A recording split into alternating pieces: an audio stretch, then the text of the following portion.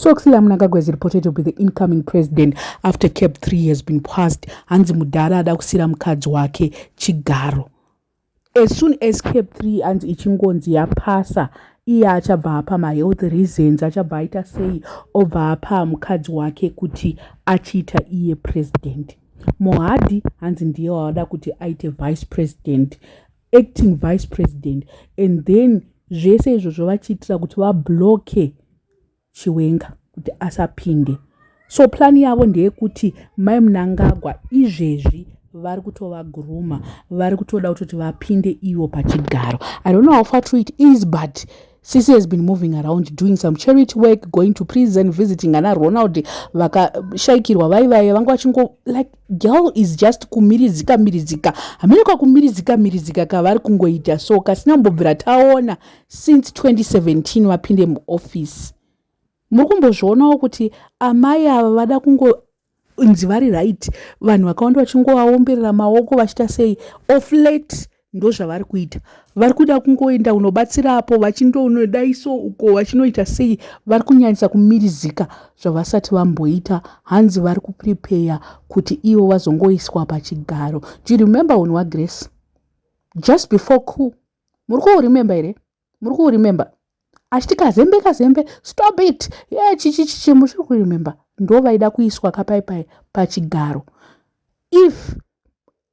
If kana Robert akatadza kusiya Grace, will they succeed this time? Will Mnangagwa succeed this time?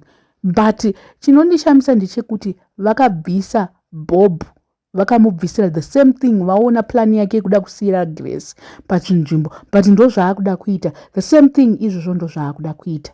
Zvinhu zvacho soka politics yakaoma veduwe. Vanhu vakawanda vari kutaura kuti aiwa Sisi is worse. Hanzi kana makamboshandidzana naSisi, you know that she's worse than anybody else. Havasiwe kutombotemba, havasiwe kuisa pachinzvimbo. Hanzi vane moyo wakashata singatomboite. And these days she wants to be involved mune politics, she wants to be involved mune zvinhu zvakawanda. And she's full of herself, she's worse than Grace. Hanzi Grace uya wamaimuona muchita sei, hanzi aiwa Grace atori right zvekutodaro. Sisi ava hanzi vatori worse. Hanzi vatori wese zvekuti Grace wamakaramba muchamufunga. Tingati history might repeat itself here, because ava vakamboti stop it. A few months later Grace achiti stop it. A few months later she was stopped. So tingati history might repeat itself here, kuti ava vari kuda kumirizika izvezvi pamberi apo vachazomiswa. Ameno regai tione kuti zvichapera sei, but ndo mahunga ari kungoburitswa negeza revolution kuti ndo zviri kuitika. And where the smoke there's fire. Makunga aya ndofunga takambomanzwa some time ago achitaurwa futi zvichinzi vada kusara ivo nevana vavo, paving way for vana vavo futi. Ndo zviri kuitika. Ivo ana Shoni vava ndo vada kuiswa ana ED Junior. Andi zvainzi amai vanoda kuti ED Junior apinde pachigaro. Ameno, I don't know. But hanzi they are actually paving a way for family yavo. Vada kutoita monarchy dynasty chaiyo ndo yavada kutoita. Kuda kutoita Mnangagwa dynasty, Mnangagwa whatever. Ndo yavada kutofoma ipapa.